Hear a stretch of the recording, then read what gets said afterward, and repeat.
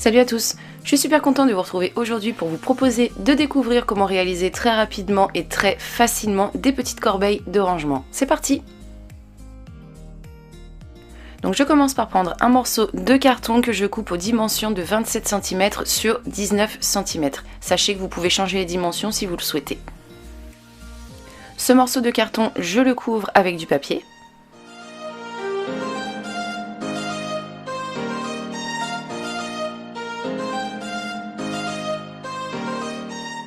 Voici ce que j'obtiens.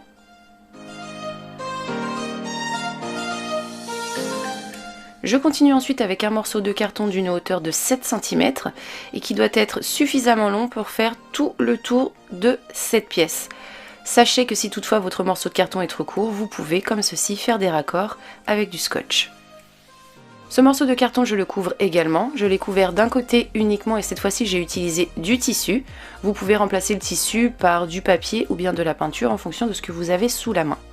Je colle maintenant mes deux pièces ensemble et là j'utilise de la colle scotch. C'est la mieux selon moi pour ce type de création.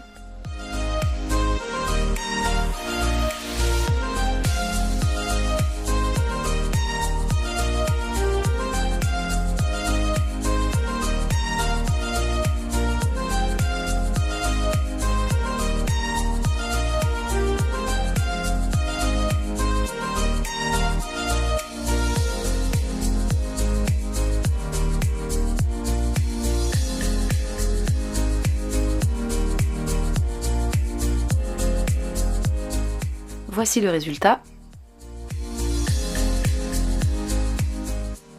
Je m'occupe maintenant de l'intérieur de la boîte, donc pour cela, je découpe tout simplement des bandes de papier aux bonnes dimensions que je vais coller à l'intérieur.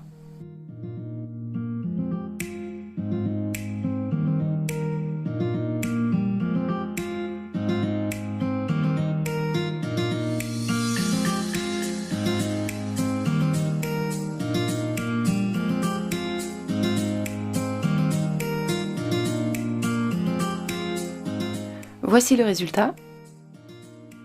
Je continue ensuite avec deux morceaux de carton identiques d'une longueur de 11 à 12 cm en moyenne sur 3 cm de hauteur, que je couvre également avec du tissu, que je vais venir casser de cette façon et plier sur à peu près 1 cm comme ceci au niveau des deux extrémités.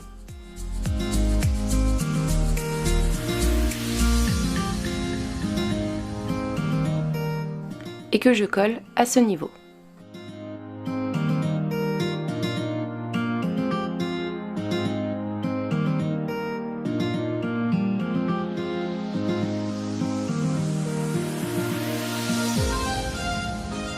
Une fois que c'est collé, je prends une aiguille pour percer un trou de chaque côté et j'y place à l'intérieur une petite attache parisienne.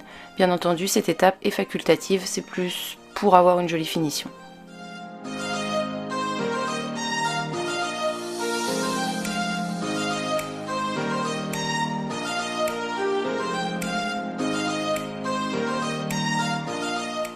Une fois la première poignée posée, je pose ensuite la deuxième.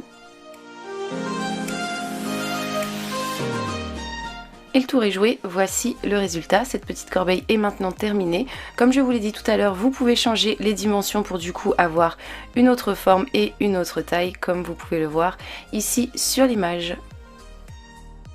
J'espère que cette vidéo vous a plu, n'hésitez pas à me donner votre avis en commentaire, à la liker et à la partager si vous en avez envie. Moi comme d'habitude je vous retrouverai bientôt pour de nouveaux tutos et en attendant je vous fais tout plein de bisous. Bye!